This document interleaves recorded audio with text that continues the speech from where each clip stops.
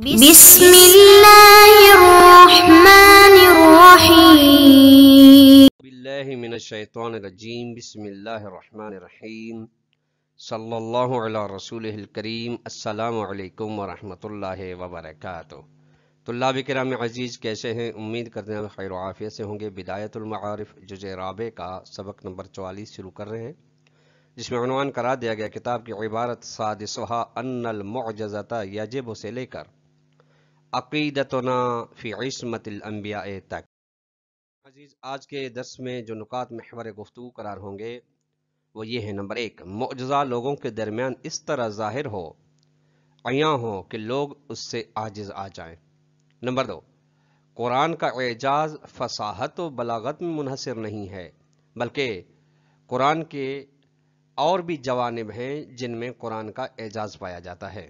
Number 3، نبی کے ہاتھ پر معجزے کا ظاہر ہونا اس کی صداقت کی دلیل ہے، چونکہ نعوذ باللہ من ذالک اگر نبی جھوٹا ہوتا اور پھر بھی خداوند متعال اس کے ہاتھ پر معجزہ ظاہر کرتا تو یہ گمراہی کا سبب ہے، اور خداوند متعال کی جانب سے کبھی بھی بندوں کے لیے گمراہی کا سبب فراہم نہیں ہو سکتا۔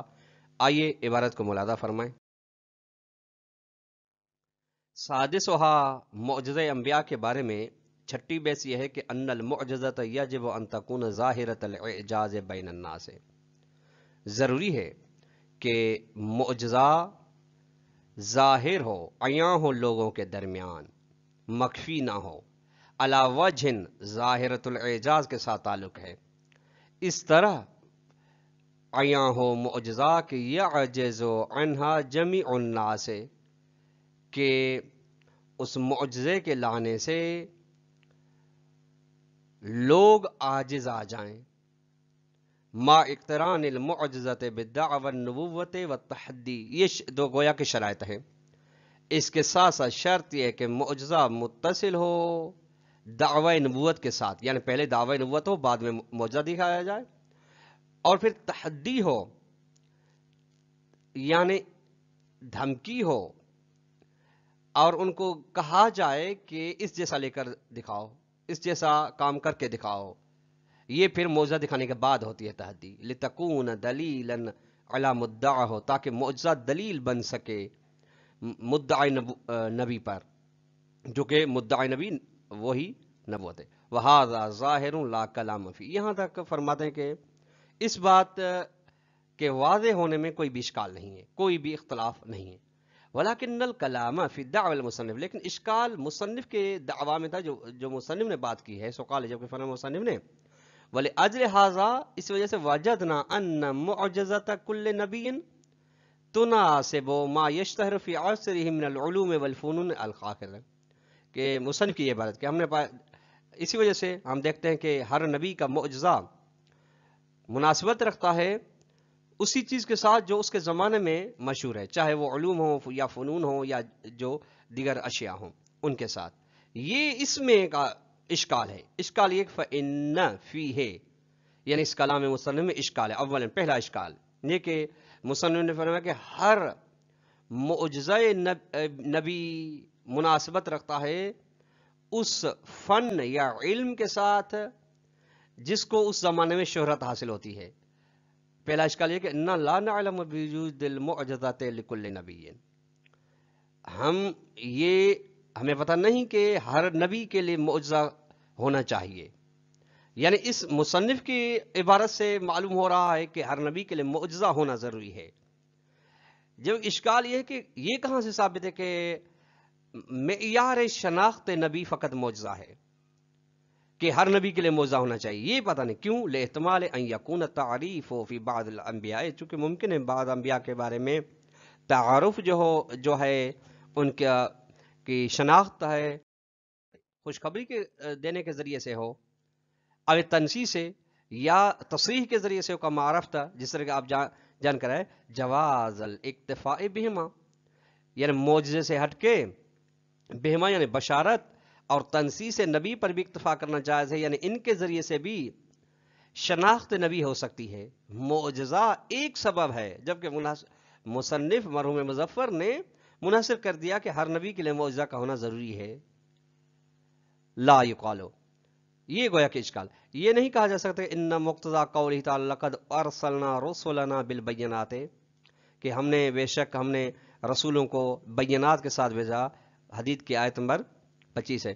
یہ نہیں کہا جا سکتا کہ اس قول کا نتیجہ یہ ہے کہ ان لکل رسول معجزۃ، کہ ہر رسول کے لیے معجزہ ہے. یعنی اس آیت سے کا نتیجہ یہ نکالا جائے. کیوں یہ نہیں کہا جاتا؟ کیوں؟ لأننا نقول، چونکہ ہم کہتے ہیں کہ ان البینات اعم من المعجزات، بینات معجزے کو بھی شامل ہیں، لیکن فقط مراد اس سے معجزہ نہیں ہے، بلکہ بشارت بھی اس میں ہے، تنسیس بھی اس میں آ سکتی ہے. وثانیہ، دوسرا اشکال مصنف پر یہ کہ انہ لو سلمنا وجود المعجزۃ لکل نبی، کہ ہم اگر تسلیم بھی کر لیں کہ معجزہ ہر نبی کے لیے ہوتا ہے، تو فالمناسبۃ لما یشتہر فی عصرہ غیر معلومۃ.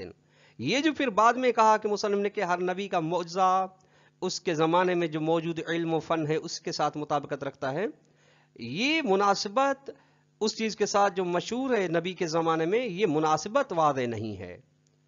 یعنی شہرت علم و فن اور معجزے کے ساتھ یہ تناسب و تطابق یہ واضح نہیں، یہ قابل قبول نہیں ہے. وَإِنَّمَا اللازم ہو کون المعجزۃ ظاہرۃ الاعجاز. زیادہ سے زیادہ جو چیز واضح ہو سکتی ہے اس چیز سے، وہ یہ ہو سکتا ہے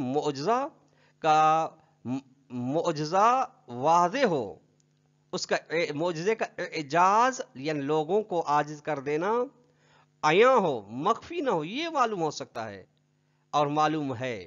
یہ معلوم نہیں ہے کہ ان میں تناسب پایا جاتا ہو. یہ دلیل طلب ہے اور اس کے لیے مصنف نے مطلقاً بات کر دی ہے. یہ دو اشکال تھے. ساتویں بحث معجزے انبیاء کے ضمن میں، ان معجزۃ القرآن لیس منحصرۃ فی بلاغتہ و فصاحتہ کما سیأتی التصریح بذلک عن المصنف ایضا حیث قال عقیدتنا فی القرآن الکریم. قرآن کریم کا معجزہ ہونا قرآن کریم کی فصاحت و بلاغت میں معین نہیں، جس طریقے سے وضاحت آئے گی اس کے بارے میں مصنف کی جانب سے جب انہوں نے یہ نویں بحث میں فرمائیں گے کہ ہمارا عقیدہ قرآن کریم کے بارے میں جو آگے بحث آ رہی ہے. بلکہ فصاحت و بلاغت میں قرآن کا معجزہ ہونا ایک جز ہے یا ایک پہلو ہے اعجاز قرآن کا، منحصر اور معین نہیں ہے. فَنَحْنُ نَعْتَقِدُ أَنَّ الْقُرْآنَ، یہ مصنف نے یہاں کہا کہ ہمارا عقیدہ قرآن هو الوحی الالہی المنزل من اللہ تعالی علی لسان نبی الاکرم، کہ ہمارا عقیدہ ہے کہ قرآن خدا بند متعال کی وحی ہے جو اس کی جانب سے اپنے نبی اکرم صلی اللہ علیہ وسلم کی زبان پر جاری ہوا ہے، نازل ہوا ہے. فیہ تبیان کل شیء، اس میں ہر چیز کا بیان ہے. وہ معجزۃ الخالدۃ التی اعجزت البشر عن مجارات فی البلاغت والفصاحت.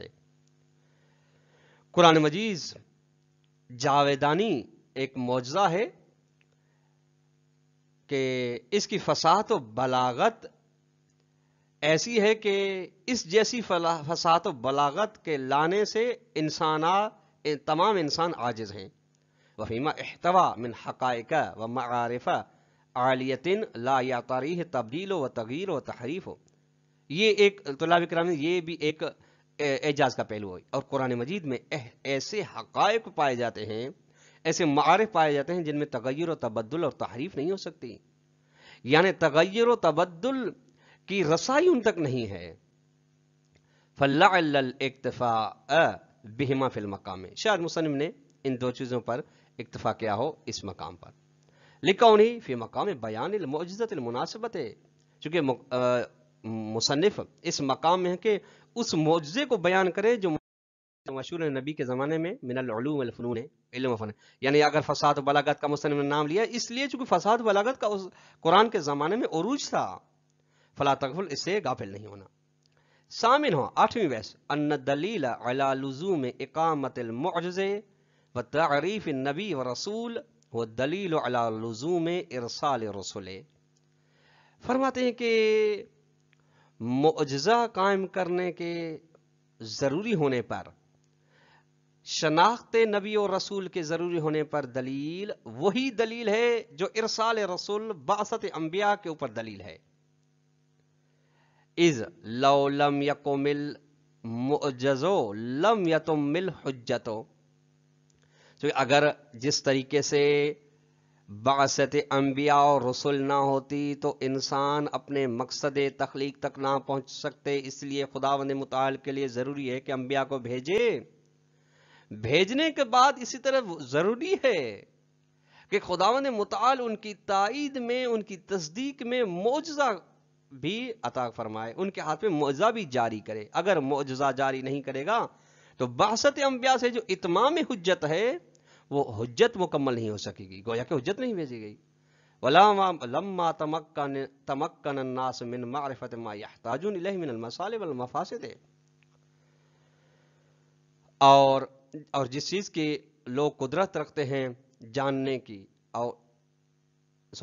और लोग असलन अगर, यानी यूं है असल, अगर मुअज्जा कायम ना होता तो हुज्जत तमाम ना होती, और लोग असलन कुदरत ना रखते उन चीजों को जानने की जिनकी जाने मोहताज हैं, मसाले हकीकी और मफासिद हकीकी। यानी अगर अंबिया न आते, अंबिया आए लेकिन उनके लिए मौजज़ा नहीं हुआ, तस्दीक उनकी नहीं की गई, उनकी शनाख्त नहीं करवाई गई, तो जिस चीज़ की लोगों को ज़रूरत है मसाले और मफासिद में से, उस तक लोग ना पहुंच पाते। मुअन्नहु लाज़िमुन और वाजिबुन फ़ी गायतिल उला व हिकमतिल कुबरा। हालांकि ये चीज़, जिस चीज़ की जानिब लोग मोहताज हैं उसकी जानिब रहनुमाई करना, उसके बारे में खुदावंद मुताल की जानिब से उनको बतलाना लाजिम है खुदा की रहमत अव्वलिया में और हिकमत कुबरा में। ये हिकमत इलाही ये तकाजा करती, जब उन्हें तख्लीक कर दिया तो जिस चीज की उन्हें उनकी सआदत के लिए और कमाल के लिए जरूरत है उनके लिए वो चीज फराहम करे। और वो फराहम तब हो सकती है जब अंबिया को भेजने के बाद उन्हें मौजज़ा दिया जाए।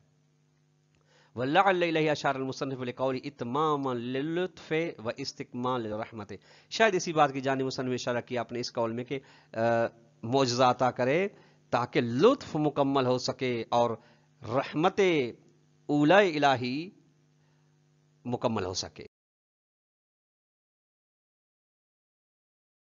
नवी बहस, अन्ना तरीक़ल इस्तिदलाल बिल मुअज्ज़े हुआ अन युक़ाल। मौजज़े के जरिए रविश इस्तिदलाल जो है वो है, यूं कही जा सकती है कि यानी मौजज़े के जरिए से सदाकत नबी साबित करने का तरीका यह है कि इन्ना ज़ुहूर अल मुअज्ज़ज़ अला यद नबी अबिल इमाम शाहिद सिद्क़ ही, कि मौजज़ा अगर नबी के हाथ पर या इमाम अलैहिस्सलाम के हाथ पर जाहिर हो रहा है तो उस साहिब मौजज़े के सादिक होने की ये दलील है। इज़ लौ कान काज़िबन, क्योंकि अगर नबी या इमाम नऊज़ुबिल्लाह झूठा होता तो वजब अलल हकीमिल मुतआली तकज़ीबहु, तो खुदावंद मुताल के लिए जरूरी था उसको झुटलाना। व इल्ला, और अगर झूठा भी हो, उसके हाथ पर मौजज़ा भी जाहिर हो लव फरेज, और खुदा उसे ना झुटलाए तो लाजिमुल इग़रा ओ इला दलालत, लाजिम आता है खुदावंद मुताल गोया के अपने बंदों के लिए गुमराही का सबब फराहम कर रहा है। यानी ऐसे झूठे आदमी की पैरवी के, झूठे आदमी के हाथ पर मौजज़ा जाहिर करके गोया के उसकी तस्दीक कर रहा है, और झूठे आदमी की तस्दीक करेंगे मतलब कि उसकी इत्तिबा करें। इत्तिबा का नतीजा है कि बंदों के लिए गुमराही का सबब फराहम कर रहा है।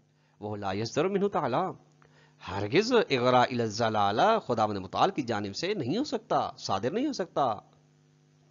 आशिरुहा, 10वीं बहस, अन्नल वज़ीफ़त फ़िल मवारिद लती शुक्क फ़ी इजाज़ियतिही व तफ़हुस अन हालिहा व रुजू' इलल क़राइन व शवाहिद दफ़अन लिज़रर। जिम्मेदारी उन मकामात में जहां पे मौजज़े होने में शक किया जाए कि फर्ज करें खारिकुल आदा काम दिखाया जा रहा है, ये मालूम नहीं कि ये मौजज़ा है या मौजज़े के अलावा दीगर जो खारिकुल आदा इस जैसे काम हैं वो हैं, तो इस बारे में क्या करना चाहिए। शक है कि ये मौजज़ा या नहीं, तो क्या करना, फरमाते हैं कि मकाम शक में तहकीक की जाए हालात मौजज़े के बारे में और रुजू किया जाए कराइन हालिया की जानिब और उन शवाहिद की जानिब, ताकि ज़रर दूर हो सके। चूंकि तुल्लाब इकराम अजीज للذرہ دفع للذرہ تفاحص کی علت ہے. تحقیق کیوں کرنی چاہیے؟ تاکہ نقصان سے بچا جا سکے. نقصان کیا ہے؟ دیکھیے طلاب کرام عزیز، جب شک ہے اگر حقیقت میں معجزہ، ہم شک ہے کہ یہ معجزہ ہے یا نہیں، اگر ہم تحقیق نہیں کرتے، اگر حقیقت میں معجزہ نہیں ہے یہ، اور پھر اگر ہم اس پر ایمان لا رہے ہیں، اس صاحب معجزہ کی پیروی کر رہے ہیں، تو گویا کہ ہم گمراہی کی جانب جا رہے ہیں. لہذا گمراہی سے بچنے کے لیے تحقیق کرنا ضروری ہے. اور اگر دوسرا پہلو، اگر حقیقت میں معجزہ ہے لیکن ہم اسے شک کی بنا پر چھوڑ رہے ہیں بغیر تحقیق کے، تو پھر گویا کہ پھر بھی ہم ہدایت سے دور ہو رہے ہیں، اپنی گمراہی کی جانب جا رہے ہیں. ان دونوں ضرر سے بچنے کے لیے ضروری ہے تحقیق کرنا. ربما یقال فی مثل هذه الموارد، بسا اوقات ان مقامات شک میں کہا جاتا ہے کہ ینظر الی مدعی المعجزۃ، صاحب معجزہ کی جانب دیکھا جائے گا. حل یدعو، کہ صاحب معجزہ اس معجزے کے ذریعے کس چیز کی جانب دعوت دے رہا ہے؟ گمراہی کی جانب یا ہدایت کی جانب، اچھائیوں کی جانب، نیکیوں کی جانب، یا برائیوں کی جانب؟ یا حل ید الحق بالباطل، کیا یہ حق کی جانب دعوت دے رہا ہے یا باطل کی جانب؟ او ان کلمات تخالف مسلمات الادیان او واضحات العقول عملا، اور یہ جانچا جائے گا کہ گفتگو صاحب معجزہ مسلمات دین کے ساتھ اور بدیہیات عقل کے ساتھ مخالفت رکھتی ہیں یا نہیں. ولیکنہ لا یخلو عن النظر، لیکن یہ غور فکر ہونے سے خالی نہیں ہے، یعنی یہ بھی قابل غور فکر ہے. اذ ممکن ہے، چونکہ ممکن ہے کہ یدعو الی الحق ولا یخالف قولہ من مع مسلمات الادیان وواضحات العقول ومع ذلك لا يكون في دعواه صادقا. چونکہ ممکن ہے، یہ ہو سکتا ہے، یعنی یہ معیار نہیں ہے جو آپ نے کہا کہ دیکھا جائے کہ حق کی جانب دعوت دے رہا ہے یا باطل کی جانب.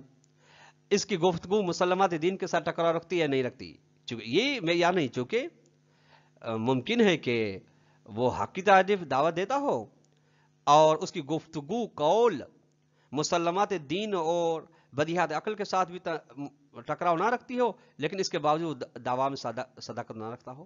ممکن ہے اس کا دعویٰ جھوٹا ہو.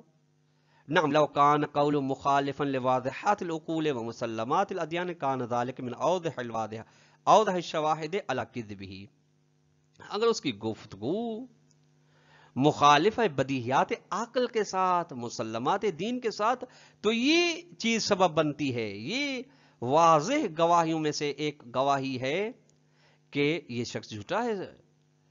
ثم بناء علی لزوم الرجوع الی القرائن والشواہد، اس کے بعد بنا رکھی جائے گی اس بات پر کہ رجوع کیا جائے قرائن و شواہد کی جانب.